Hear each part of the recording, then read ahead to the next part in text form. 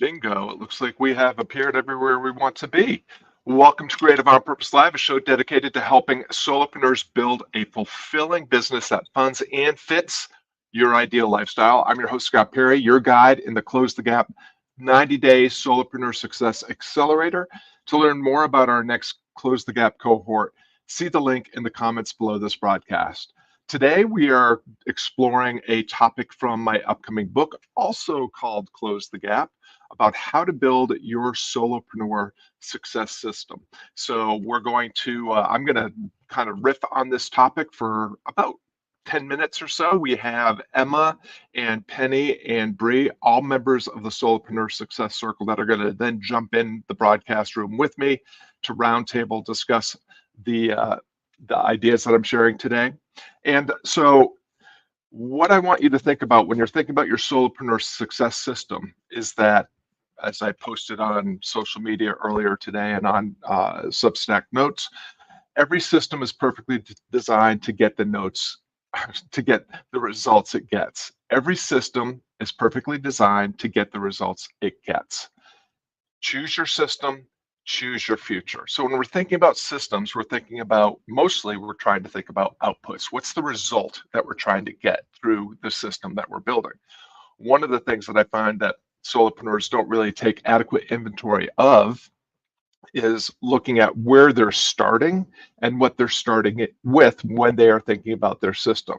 You have to have a clear enough destination in mind, a clear enough result that you're going after. This is something we talk a lot about in the Close the Gap program, the 90-day accelerator, because we want to know, what is it that we hope to achieve at the end of our 90 days? What are we collecting data around? What are we optimizing for?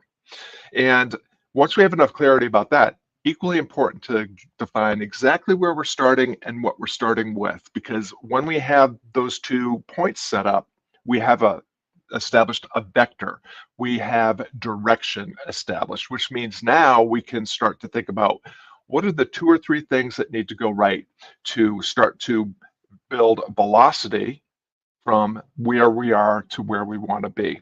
And a lot of the process that we talk about in the Close the Gap program is not so much what are the things that are missing, broken, or need work in our system. The first thing we start with is, of all the things that are already in our system, what are the few things that are absolutely necessary? Because if we can eliminate any pieces that are unnecessary, then we are automatically boosting the system's efficiency and effectiveness. So this is the way that systems work. System reliability theory practice says that every system perfectly designed to get the results it gets, because every system is the effectiveness and efficiency is the product of the efficiency of all of its components. So the fewer components, the greater the efficiency and effectiveness. And if we can optimize the least efficient component in a system, automatically going to increase and boost the efficiency of that system.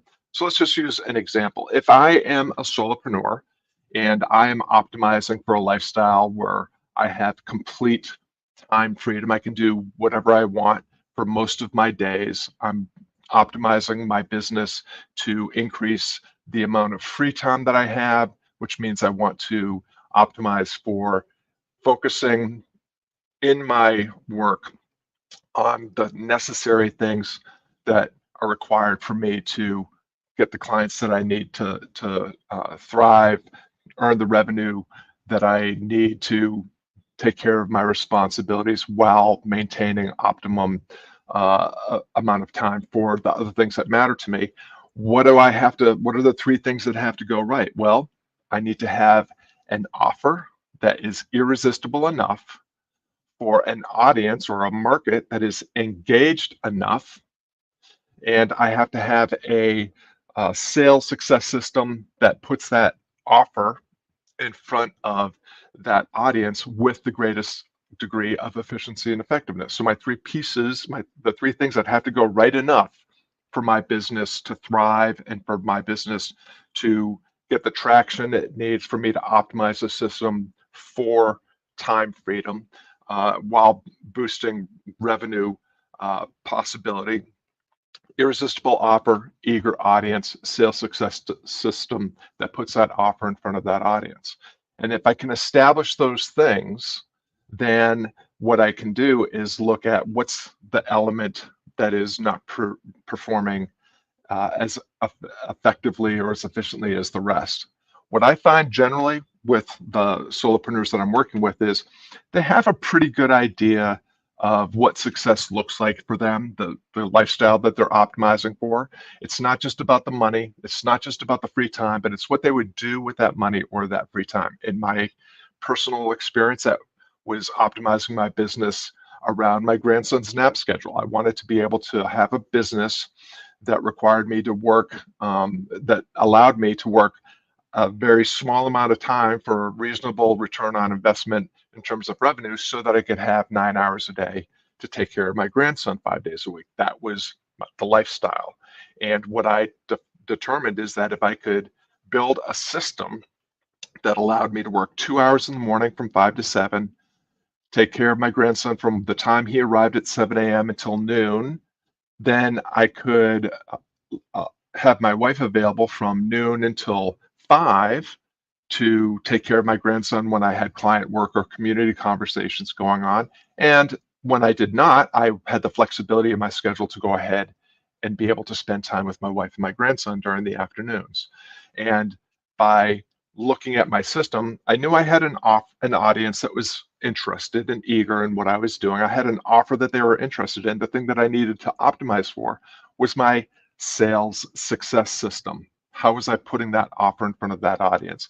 And for me, what I was able to arrive at after about a year of working on my system is that I was able to leverage Substack to share my methodology, my process, my case studies, and all the things that leverage or that we're able to articulate and to share the element, the approach that I use to help solopreneurs get the results that they were looking for. And I didn't have to waste a lot of time grinding out content for social media or trying to grind out content for a YouTube channel or a podcast or any of those things. I could simply share my process through the channels and through the platforms I already had established. And by moving people from my social media platforms, my YouTube channel, and my podcast into my Substack subscriber community, I could get some of those people to come into my paid Substack subscriber community where I could help turn them into the perfect clients that I am able to be the most effective and helpful for. And that was how I turned my system into something that was incredibly efficient and effective. Small group of subscribers invested in their own success by gaining greater proximity and access to me. And some of those people are enrolling into the Close the Gap coaching program, which is the 90-day success accelerator. Some of them are becoming one-on-one clients. Some of them are hiring me to do events and that sort of thing. And I'm able to share all this through the Substack, where I'm even actually sharing the entire process as I'm writing my book out loud and in public. So just to recap, every system is perfectly designed to get the results that you're getting. If your system for creating the leads or creating the revenue that you need to justify the business that you've started is not working properly, continuing to do the same things that you're already doing and hoping that it's going to change is probably not a great strategy. What are the elements of that strategy that need to be fixed or fine-tuned? What are the elements that need to be eliminated so that you can free up time, money, attention, those precious resources that you can invest in the things that are already working to help them work better?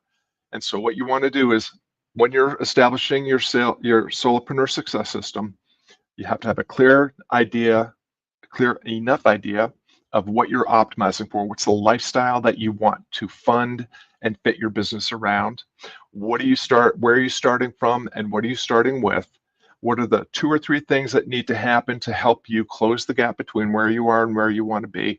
And then developing a daily discipline, a practice of trying to raise the floor on the least efficient and effective elements of that system so that you can boost the overall system's effectiveness and efficiency. So I hope that's really helpful. We're going to bring in, we've got Emma, Penny, and Bree here. We're going to roundtable some of these ideas. And of course, Bree and Penny and Emma, you're welcome to ask questions or share reflections as well. It looks like StreamYard is cooperating today in terms of the technology. You can all hear me. I would encourage you to, when you're not speaking, to remain on mute just to avoid any echo that we experienced this last time. And I appreciate, let's see, we got Kev and her indulgence glow candle bar here. Appreciate you all being here. So who'd like to share a reflection or a question?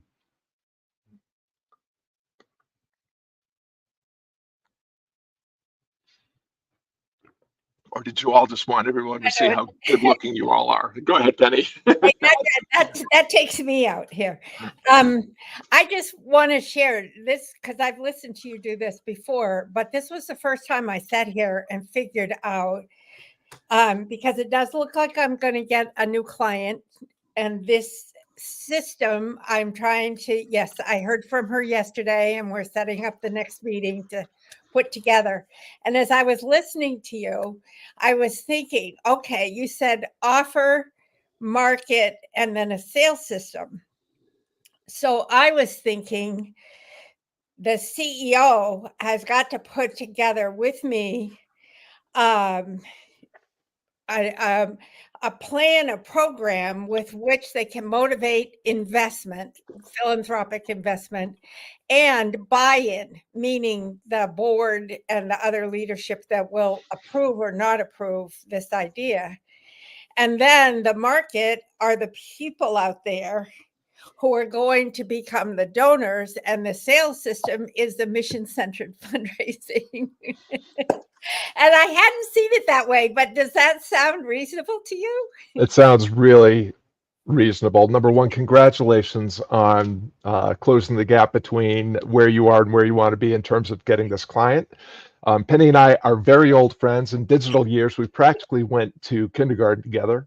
I think Penny and I have been following each other and working together since about 2018 or so. So this is great news.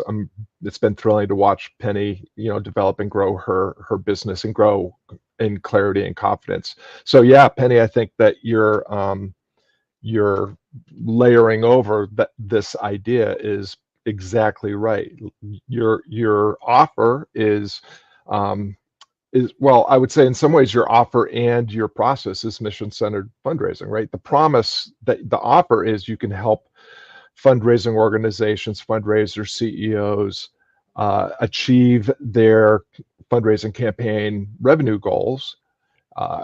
Therefore, your audience are fundraising organizations, CEOs, campaign directors, fundraisers, and the system, this mission-centered giving process of yours is the process. And I guess just one thing to think about is as you're thinking about, the sales success system, whether it's trying to get donors to give to a cause or you trying to sell a product or service, that element of your success system has components to it as well. And so what are the 2 or 3 things that have to go right in the mission-centered giving process that can help your client more know what metrics, what data they're collecting and tracking, so they can assess that data, strategize based on what the data tells them, and then execute their next step. And I have a process that's for them to start with. It'll have to be filled in according to their organization. Exactly. Well, and that's another great point, Penny, because this is the thing that I think really sets the close the gap process apart from what I see being offered by online gurus and digital marketers. Is they're offering most often very tactical or tool-oriented approaches to solving problems.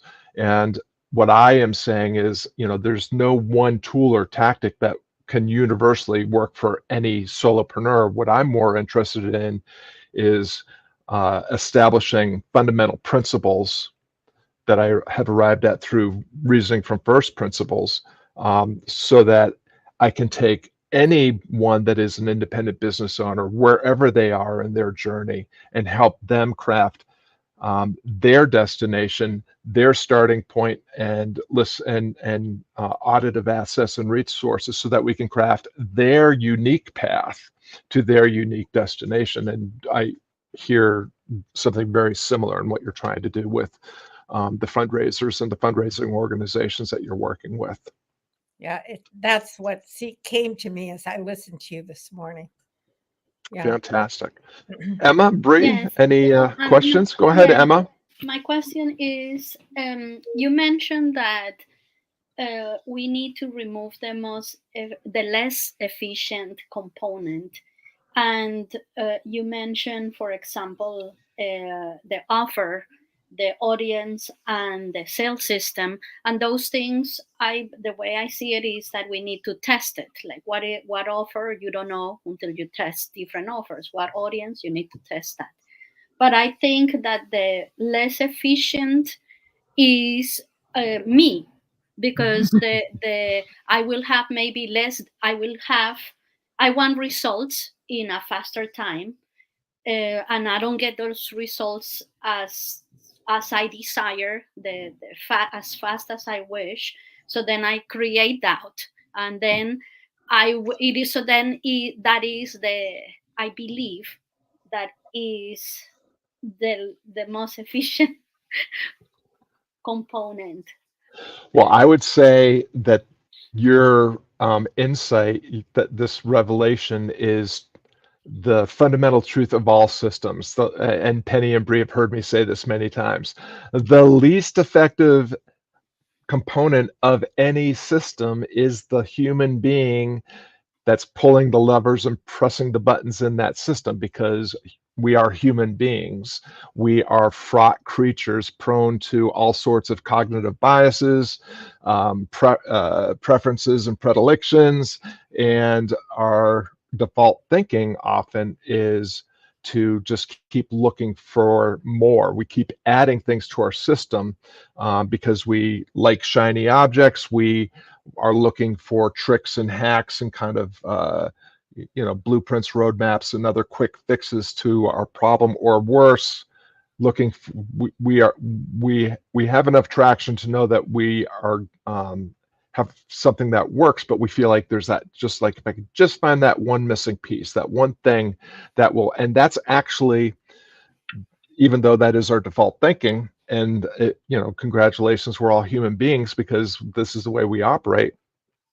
What system reliability teaches us is that anytime we add anything, doesn't matter how effective, if you find another component of your system that's 90% effective, and your system is currently 90% effective, you are driving down the efficiency to 81% simply by adding another component, even though it's a highly efficient component, because system reliability is a function of the product of the efficiency of all the components.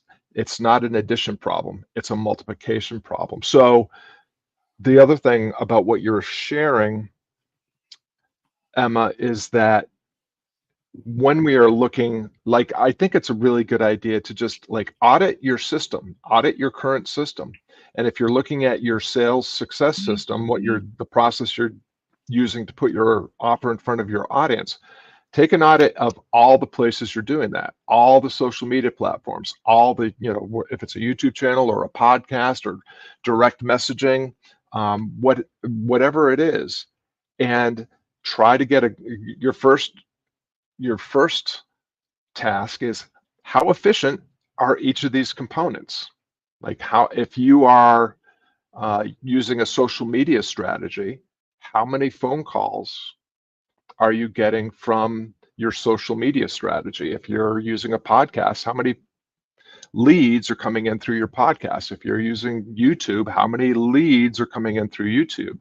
And if there's a component of this that is definitely going to involve some guesswork or best guess work, and of course, most of our clients don't come in through any one source. Maybe they saw you on Facebook, they heard you on YouTube, they listened to your podcast, and then they received an email from you, and it was, that was when they decided to reach out to you. So obviously, all these things can, work together synchronistically, because it takes more than one exposure for someone to reach out. But at the same time, you have to look at how much of your time, attention, money, and effort is going into each of those things. So we'll actually get into this before the end of the year. One of the things that clients that I'm working with have found very effective, and Bree is one of them, is establishing your marketing web. Like, yes, you can share content across multiple platforms through multiple platforms. But when they are done consuming your content on that platform and they want to learn more about you, where are you sending them? Are you sending them to your Substack? Are you sending them to your website? Are you sending them to a Google Doc? It really doesn't matter. You just have to know where you are going to have the most relevant, personal, direct, and honest conversation with those people. For me, that's Substack.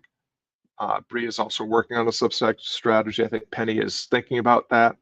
I don't know where it is for you, Emma, but it doesn't really matter. Like, I would also caution anyone to not just jump in and build a Substack because it's working for me.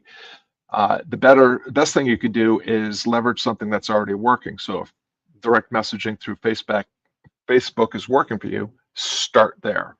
That's where you want to get people to. That's the center of your web.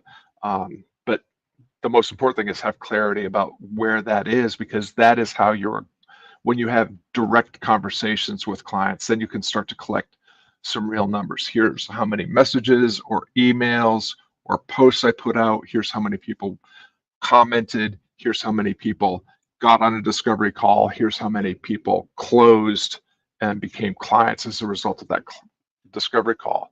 One last share before I ask for any follow-up questions or reflections, Emma.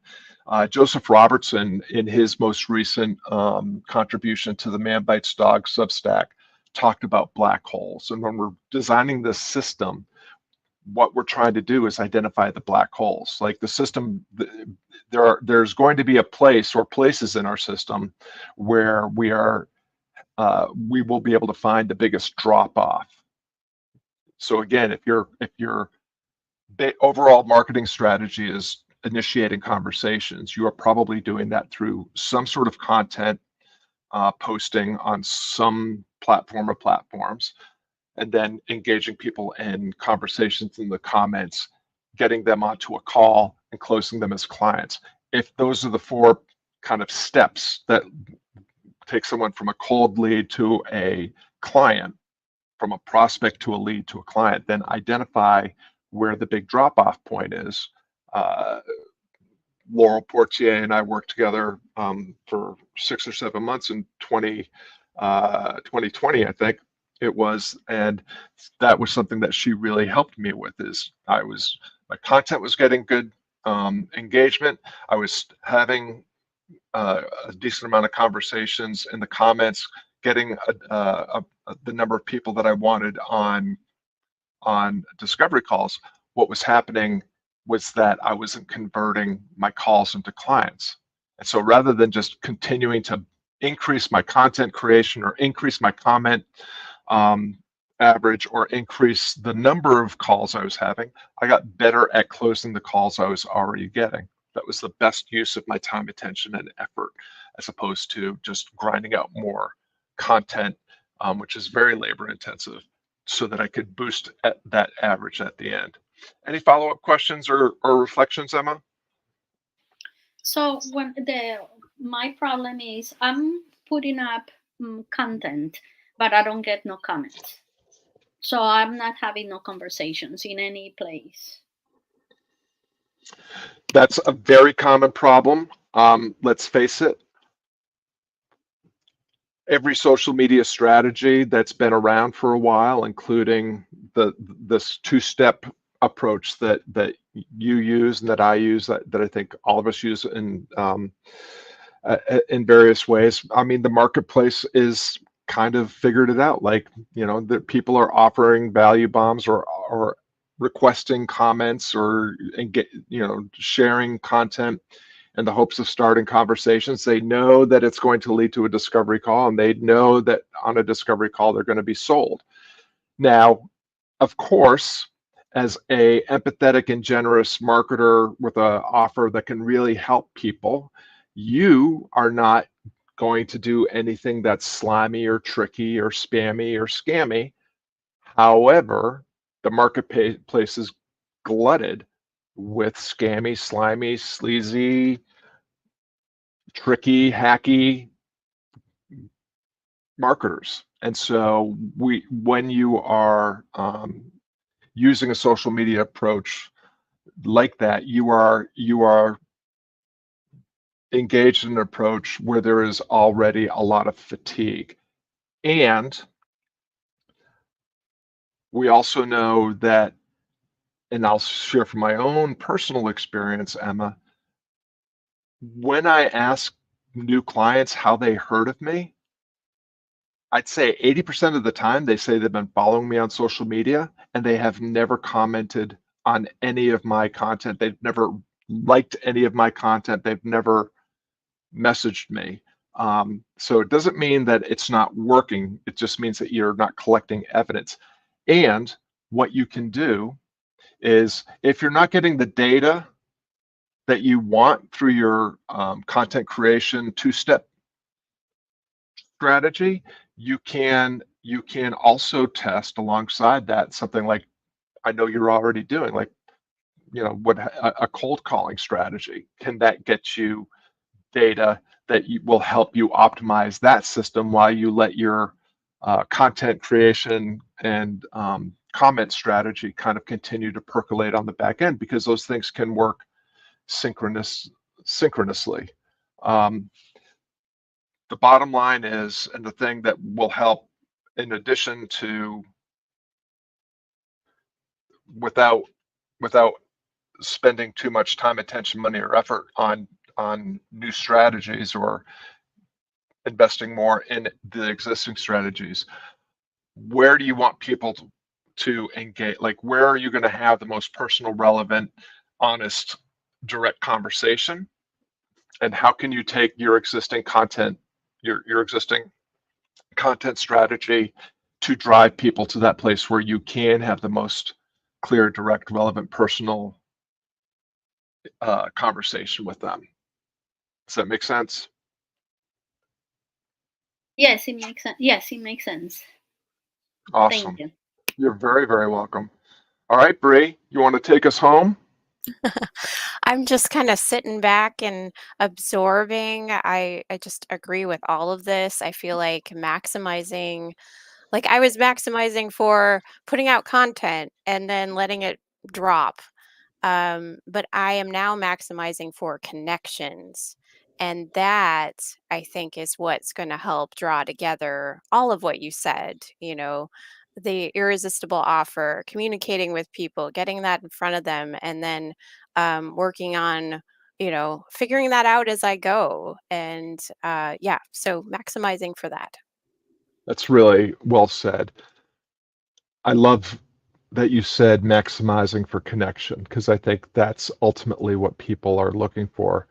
Just for anyone that's on Substack right now, if you look at if you look in your notes feed at the kind of things that are getting a lot of attention on notes, it's a lot of screenshots of people's subscriber growth, or screenshots of their bestseller badges, or dogmatic advice about how they can get more attention by the kind of things that they should be writing about in their Substack or on notes or what have you. What I am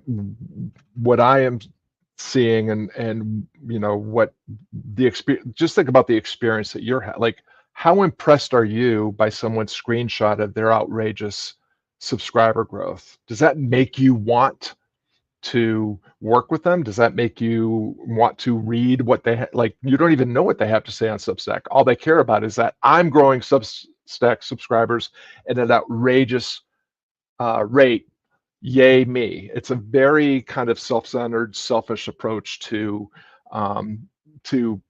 talking about, like, it's not even talking about what you do. It's talking about the fact that you've gamed the system so that you can get all these kind of reach and impression metrics. I don't do any of that, but and the content that I do share on my Substack and on Notes does not get anywhere near the amount of attention in terms of comments and reactions and restacks and all that sort of thing. But it doesn't matter, because the people that are connecting with my content on Substack are becoming subscribers to the Substack, which is great, but they're also moving into the paid subscriber community, which is where I can have a more direct, connected, relevant, honest discussion with them. And when openings come, or when we're enrolling the Close the Gap 90-day accelerator cohort, or when I have some sort of workshop offer or anything like that, I've already educated them. We're speaking the same language. We understand the same principles. We believe in the same approach to business development, growth, and success.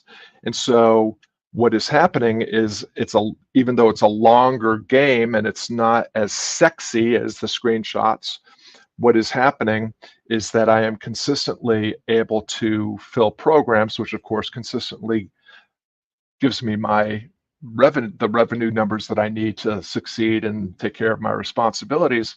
And I'm doing that in less time with greater efficiency. But here's the biggest thing for me, is that I'm never separating the work I do and the difference I can make with and for the right kind of clients. There's never a distinction between the change I make through the business I've built and my marketing. I don't have to have an offer, or there's not this work that I do that I want to do, and if I market loud enough, long enough, and spend enough, I'll get the number of clients. I simply do the work that I love to do, hone my craft, improve my skill, and by sharing the process, the results that clients are getting, and the case studies, that becomes my marketing.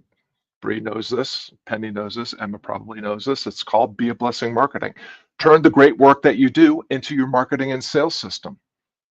Because then, instead of wasting all your time becoming a better digital marketer, which is not what you signed up for when you started your solopreneur business in most cases, you are becoming more and more skilled at your craft, more and more clear about who you serve, how you serve them, the results that you get them, the process, the effectiveness and efficiency of the process you use to get them those results. You are becoming increasingly preeminent, the one and only choice in whatever domain it is that you operate in, because everything that you're doing is about practicing craft, getting results, the care and consideration that you have for the kind of people that you want to help. And you're not splitting your time, attention, money, and effort between the work that you love to do and the marketing and the sales that you do just to earn the privilege to do some of that work. It's all integrated one thing. And it's my estimation, and I know Bree, you're experiencing this, and Penny's now experiencing this. Emma may be experiencing this, but if not, she will be very soon, because we're not going to let her rest until she experiences this. You get to do work you love with people you care about and make a better living while you're doing it.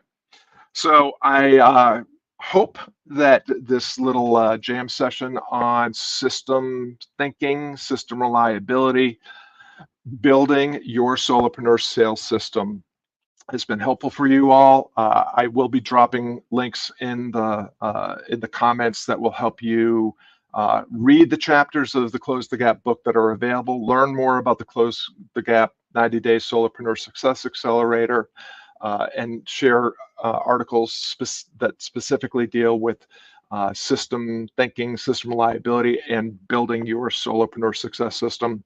And if you have any questions, any observations or reflections that you want to share, feel free to share those in the comments. You can always also DM me wherever you're finding this broadcast or replay. And until next Thursday, I hope that you all, I wish you all great success. Appreciate you tuning in. We appreciate the gift of your time and attention, and keep going, making the difference that you make. It's appreciated. It's making a difference, and we'll look forward to seeing you all next Thursday.